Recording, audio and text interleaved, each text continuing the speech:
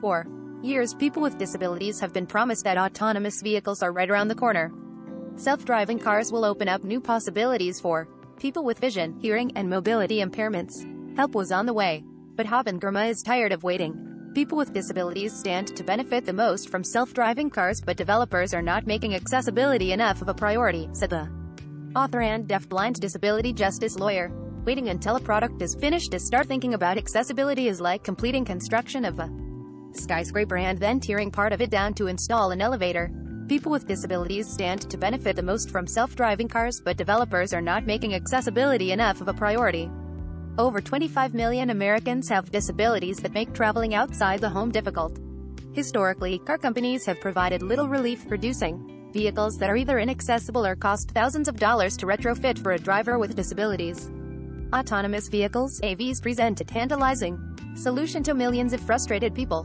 But the industry's well-publicized struggles, as well as the broken promises of tech companies in the past, are forcing many in the disabled community to wonder whether AVs are the salvation they've been waiting for. The skepticism among the disabled toward tech companies is warranted. Uber and Lyft initially claimed that their ride-hail fleets would be a boon for disabled customers, but wheelchair-accessible vehicles are largely absent from both companies' platforms. And over the past decade, the ride-hailing industry has routinely resisted efforts by regulators to force them to deploy more accessible vehicles. Whether it is a broken foot, an unforeseen traumatic event, or just getting old, we are all likely to have a disability at some point. Currently, a disabled individual might not have the means to modify a vehicle, they may not be able to drive, or it may be too difficult to navigate public buses and trains. The more accessible AVs are from the beginning, the more everyone will benefit. One of the biggest automakers in the world, Volkswagen, is already taking steps to ensure its AVs are designed to serve a broad range of people. By talking to groups like the American Association of People with Disabilities, Volkswagen said it is well aware of the engineering challenges they face. The more accessible AVs are from the beginning, the more everyone will benefit. The automaker's inclusive mobility team, based in Santa Clara, California, is working on how an autonomous vehicle could communicate on multiple levels with users who are deaf or have low vision. The team is working on a software interface with an accessible screen reader and on interior concepts with visual, text, and tactile notifications for deaf passengers, as well as external vehicle speakers and microphones to support locating and boarding for those with low vision. VW isn't alone in thinking about how its AVs should be designed to serve the disabled community. Toyota, Cruise, and Waymo are also working on solutions for how to transport riders with different bodies and accessibility needs, and they find themselves encountering the same design hurdles as the VW team. Besides making its AV software accessible, VW is also examining seating concepts like seats facing each other for better face-to-face communication among deaf passengers. This would also help passengers read lips of someone with a speech impairment that might be difficult to understand. But it's also a seating arrangement that may cause motion sickness. Having empathy for the challenges faced by disabled communities in mobility is only the starting point, said Chandrika Jain, UX researcher and design manager at Volkswagen Group of America. We need to understand the specific needs. We need to be involved in continuous dialogue with the people who are underserved, to hear from them their experiences and not simply imagine what those experiences might be. It's a complex process that demands that we have a deep understanding, and that our ideas are future-proof to some degree. We need to be involved in continuous dialogue with the people who are underserved, to hear from them their experiences. One of the most complex challenges Jain faces is the lack of industry-wide standards for how wheelchairs can be secured in a vehicle. Jain says that this issue requires collaboration between wheelchair makers, insurance companies, users, and governments. Even with the design obstacles, Jain remains enthusiastic. Inclusive design is very exciting to work on, she said. This is really groundbreaking design research. Christian Lorenz, Senior Director of Intelligent Cockpit and Body at VW, points out a fact so obvious that it's easy to forget. It is important to consider that many policies drafted to assist disabled Americans were written long before anyone seriously dreamed that self-driving mobility could happen, and quite often, even before computers were part of our everyday lives. Many of those policies came from the Americans with Disabilities Act, ADA, which was signed into law 31 years ago. Lopez notes that insurers define wheelchair coverage as a necessity in the home, but the role of wheelchairs in AVs has never been on the radar. Precautions like crash safety and self-securement often get treated like beyond-the-scope upgrades.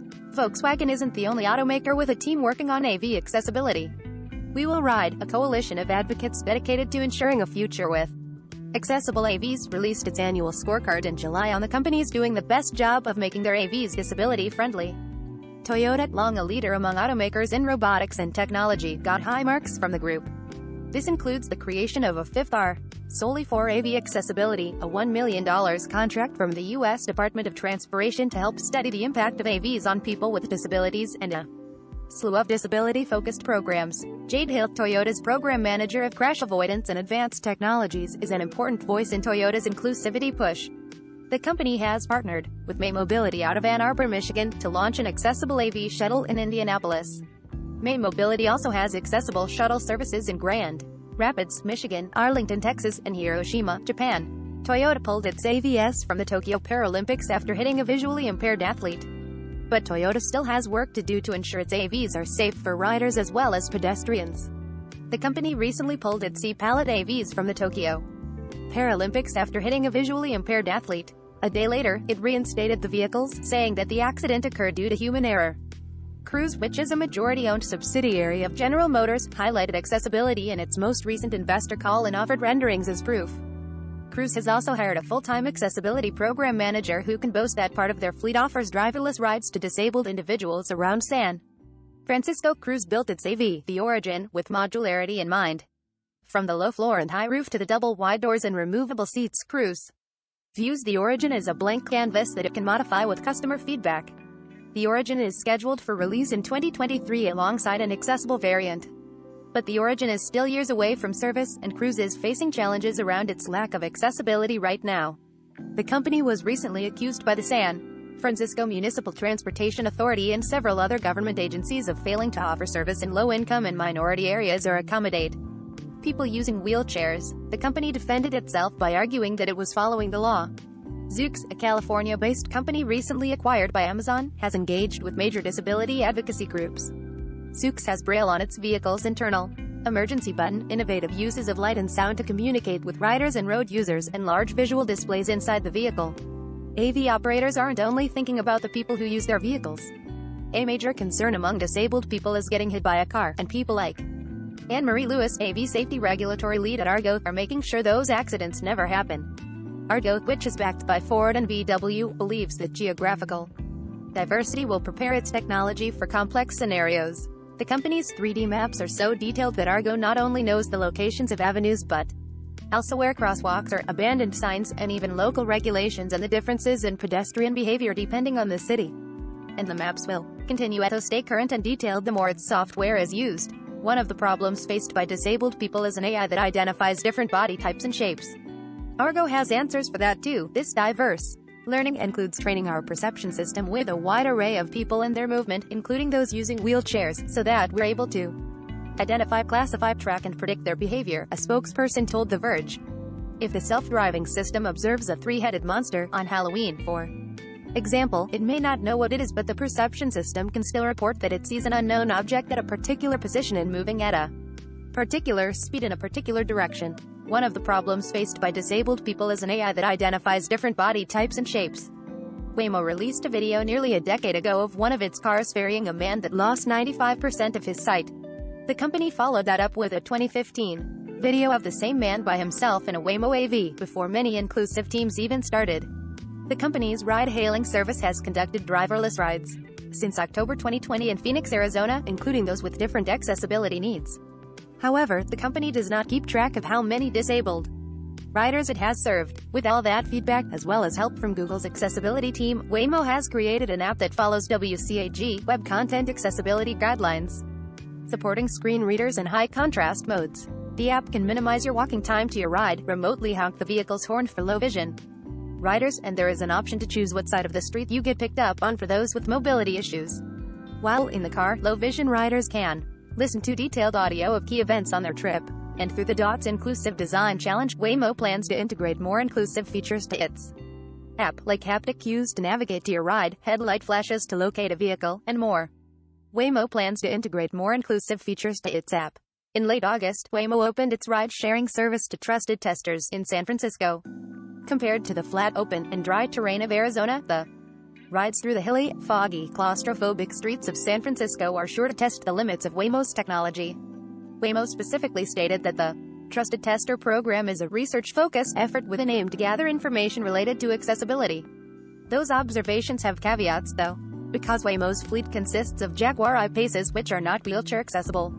A spokesman says the company is working with a partner to provide Waves to the trusted testers and plan to expand as they add riders.